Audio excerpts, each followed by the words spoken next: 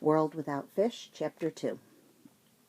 Being the true story of how humans first began to fish and how fishing became an industry. Nor ought we to think that the occasional destruction of an animal of any particular color would produce little effect. Charles Darwin, on the Origin of Species. Once the order of nature is understood, that all life struggles for survival and is interconnected with the rest of life, it becomes clear that fishermen taking fish from the sea always had an impact on marine life. When the destruction of fish was moderate, the impact was moderate, and the small adjustments made by nature usually were not even noticed. It is only when the destruction of fish takes place on a large scale that we start to see enormous changes in the order of sea life. Before human beings could write down their history, they recorded their lives by drawing pictures, often on the walls of caves. Most of these drawings illustrate the hunting of land animals. Only very rarely are fish depicted. But the fossilized remains of fish bones and fish hooks show that fishing, though not one of the first activities, began quite early. Fish lines and nets were made from vegetable fibers. Hooks were made from bones. Fish were also sometimes spared. And if you ever try this, you will see that it takes tremendous skill to get only one fish. Fishing was a game of fishermen tricking fish, finding new and better ways to catch fish. The fisherman who caught the most fish was the best fisherman and the richest one. Throughout history, until 15 to 20 years ago, fishermen saw their job as doing whatever they could to catch as many fish as possible. But they understood that the secret of their game was to catch as many fish as they could while still maintaining a prosperous fish population in their fishing grounds. They knew that if they fished too much, the fish would all swim away. They worried that putting out too many nets would keep the fish from coming in. And they also understood that taking too many small, young fish would destroy the population. Fishing grounds refers to an area of water that is good for fishing. Unlike humans and other mammals, fish continue to grow bigger throughout their lives. The bigger the fish, the more eggs it can lay, and the more young fish it will produce. So it is important to allow small fish to grow large. Even 1,000 years ago, fishermen understood this. Until modern times, fishermen and fishing communities worried about migratory fish. These fish usually live in the middle level of the ocean as opposed to ground fish that live on or near the ocean floor. Herring is an example of a migratory fish. It was an extremely important fish to Northern Europe in the Middle Ages because back then, before refrigeration, fish that were most valuable were those that could be preserved well in salt. Herring was such a fish. It could be pickled in salted water, put in barrels, and, if packed well, these barrels could be shipped to faraway places. A village might fish for herring in a nearby area for 20 years, always bringing in huge numbers of fish, and then suddenly the fish would be gone, plunging the once prosperous village into poverty. What happened to the herring? In the Middle Ages, it was often believed that God had sent the herring away as punishment for people living immoral lives. When a village lost their school of herring, it was disgraced. Some took a more scientific view, at least for those times. They feared that fishermen farther out in the ocean were using too many nets and the herring were not able to swim into their fishing grounds. Netting was always seen as dangerous. But in reality, what happened had probably But in reality, what probably had happened was that subtle shifts in the order of nature had taken place. As Darwin noted, migration is an important factor. The herring that lived in the middle level of the ocean might have abandoned their fishing grounds because too many of the fish at the bottom of the ocean, which ate herring, had moved into the area. Or the herring might have gone because the smaller fish that they ate were leaving and they followed them in search of food. Or maybe too many birds had driven the herring away, or had driven some other types of fish that ate the same things as herring into the herring fishing grounds, which in turn had driven the herring away. Or it just might have been a combination of all these factors put together over time. It was in the 19th century that fishermen first started to play a major role in the shifts in the natural order of the sea. Not until then did the changes fishermen were making in the sea become threatening to the entire order of life. The real trouble began when the invention of engine power was applied to commercial fishing. Thomas Savery, an English military engineer and inventor, patented the first steam engine in 1698. Savery was trying to pump water out of coal mines. His machine consisted of a closed vessel filled with water, into which steam was injected under pressure. It seems a simple device, but it employed a world-changing idea. Heat applied to water creates steam that pushes outward, creating the energy to move objects. Steam engines were not used on ships until a century later, though, and even then, this technology was not applied to fishing. Fishermen tend to be problem solvers by nature, and until there is a problem to solve, they are not particularly interested in new technology.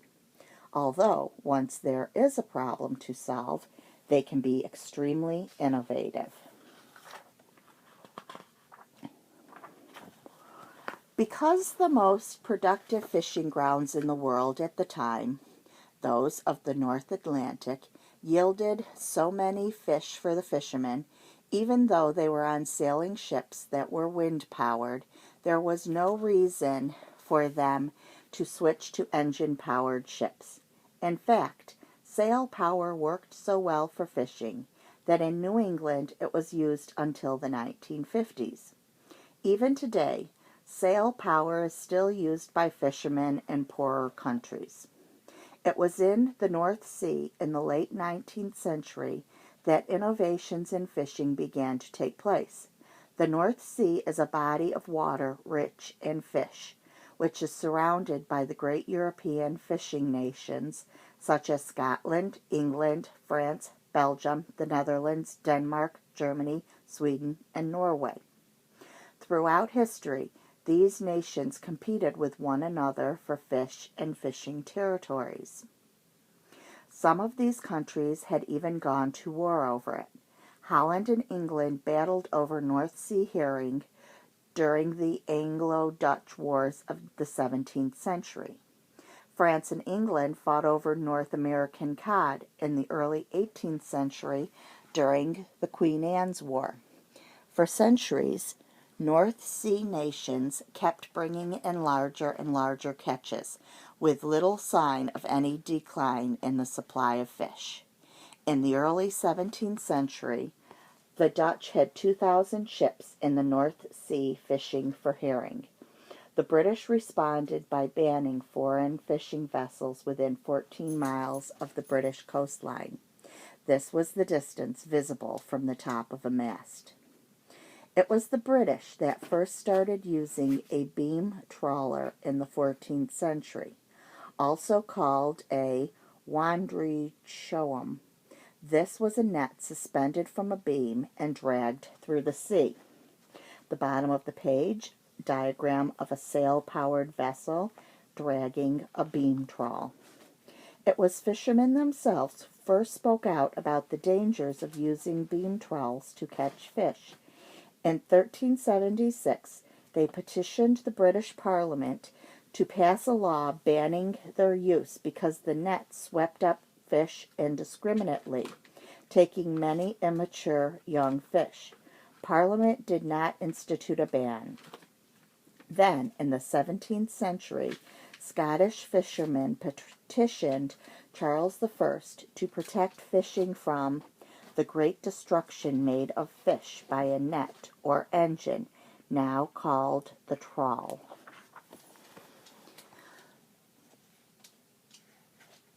In 1874, the otter trawl was invented. First used by the British, this net had no beam hanging off the ship, but instead had doors, flat slabs of wood or iron on either side of the net that caused the sides to stay open. But the otter trawl only worked at a constant speed, requiring a more reliable and more powerful source of energy than wind and sails. Steam power was needed for an efficient otter trawl.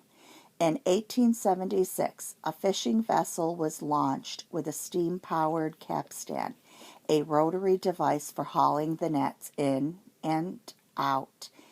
And in 1881, a vessel was launched that used steam power as an auxiliary to sails. The ship could sail to the fishing grounds, but then use engine power when dragging the nets. But even with the dual energy, it did not have enough power to drag nets efficiently in open seas or deep water. The problem with beam trawlers was that sailing ships didn't have the power to haul huge nets. If the nets were too large and caught too many fish, they would be too heavy to pull, so they had to use smaller ones. On the other hand, beam trawlers were quite efficient in other ways. The potential of dragging a net through the water and hauling up everything in its path had obvious advantages over setting lines with baited hooks. In addition to requiring no bait, a beam trawler seemed certain to haul in a much higher percentage of the fish it passed. By 1774, beam trawling had become one of the principal fishing techniques in the North Sea. In the mid-19th century, new ideas were aimed at improving the quality of fish and of getting the fish to market fresher. Well boats came into use. These were ships that contained a tank of seawater into which the caught fish would be dumped, enabling fish to stay fresh longer than previously. This meant that fishermen could remain at sea, fishing for a longer period of time. Once the quality of fish improved in England, and most notably in London, the demand for fish rapidly increased.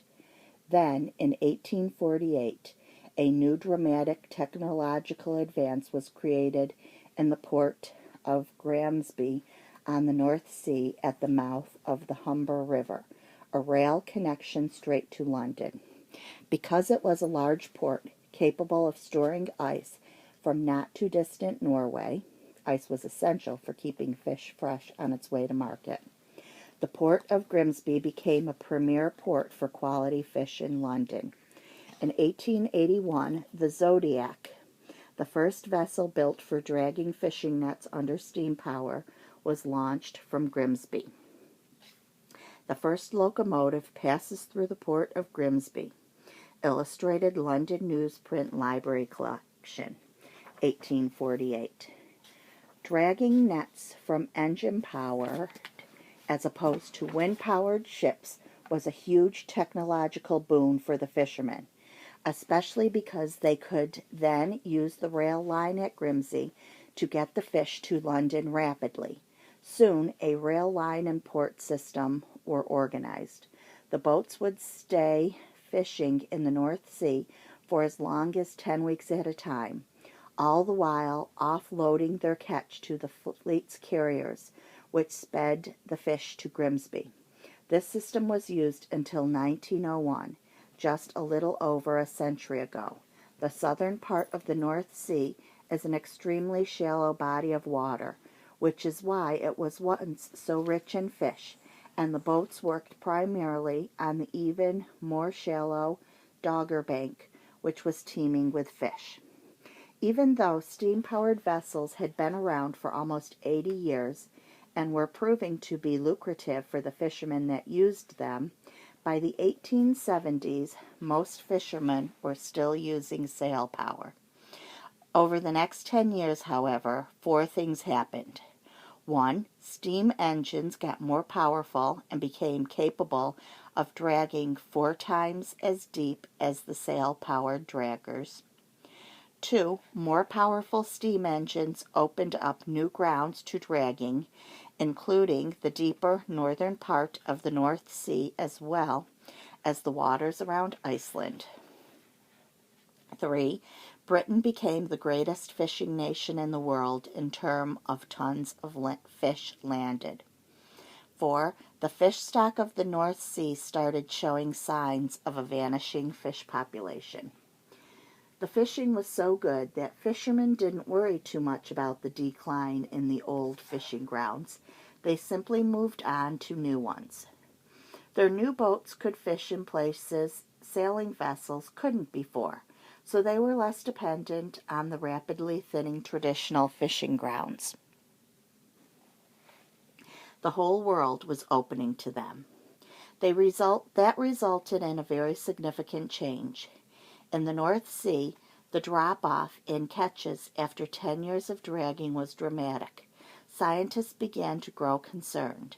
From the late 1870s on, the English regularly convened commissions aimed at curbing the destruction caused by trawlers. In the meanwhile, though, the size, capacity, and number of such vessels were increasing at a steady pace. Even Gloucester, Massachusetts, which was not the oldest fishing port in the United States, but was famous for having invented its own kind of sail-powered fishing boat, the schooner, got its first beam trawler in the 1890s. Fishermen feared the devastating consequences the continued use of net trawlers would bring. By 1911, New England fishermen were uniting with those of other regions to demand that Congress ban the new practices. The government, unfortunately, never acted, but it is clear that the ensuing tragedy of the next 100 years was plainly predicted back in 1911.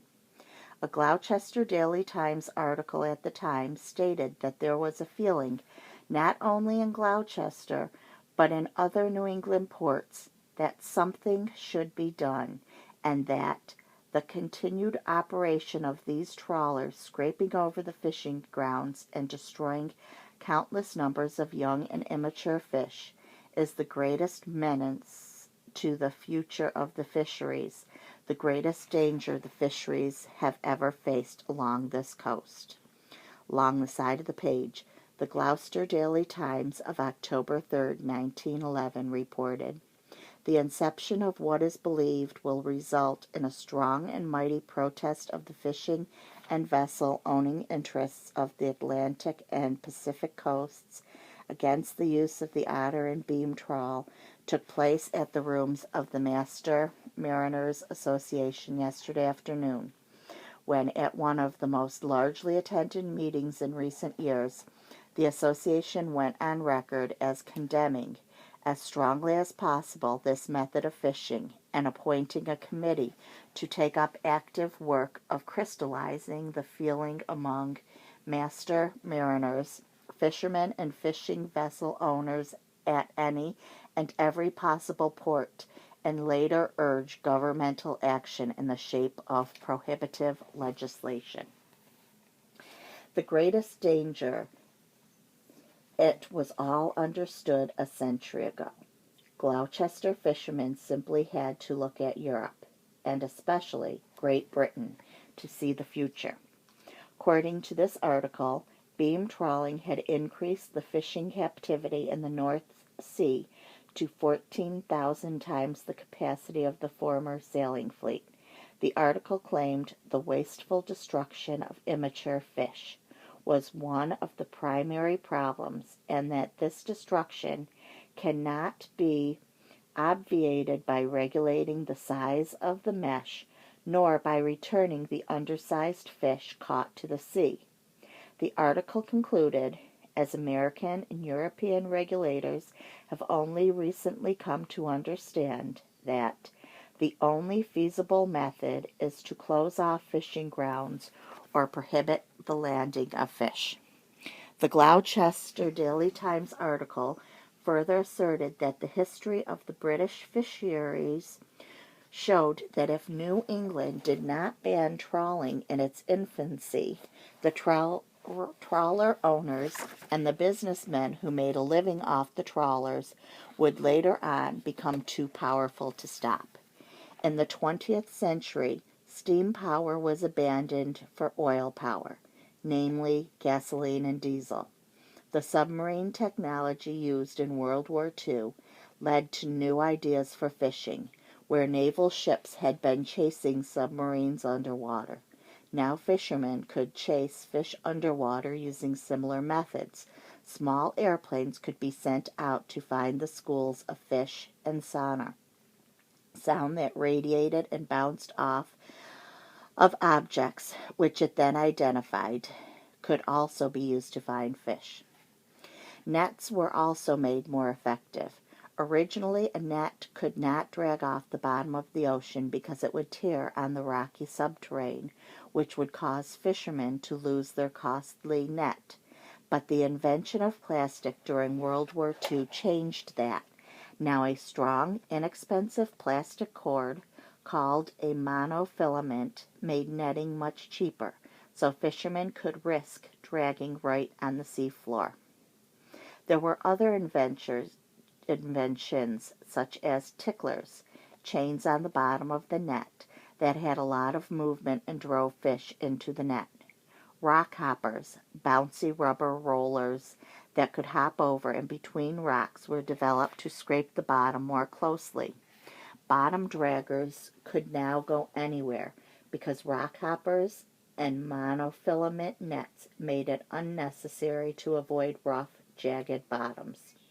Fishermen could hunt down fish as they hid between rocks because there was literally nowhere left for fish to hide, and fishermen could do it faster than ever with the gas-powered trawlers, tearing up the bottom as they went, completely changing the ocean habitat forever.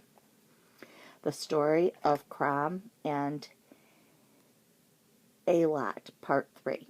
When Alot turned 8 years old, Cram took her to the Caribbean to learn to snorkel.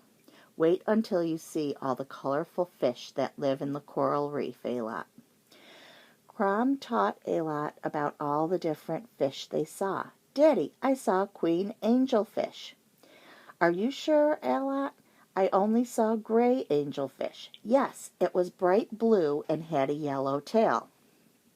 When they finished snorkeling, Crom spotted a fisherman on the beach selling the day's catch. Look, Alot, a Caribbean fisherman. Let's see what he's caught today. As they got closer, Crom noticed something odd. Why are you selling parrotfish? No one eats those. They do now, man. The fisherman explained. All the other fish have gone away. This is what we have. The parrotfish eat algae, though. Without them, the beach would be covered in it. Relax, man. A little seaweed won't hurt you. Crom tried to warn him, but it was no use. You don't understand. The algae will choke the reef. You think like a rich man. How am I supposed to make a living? To be continued.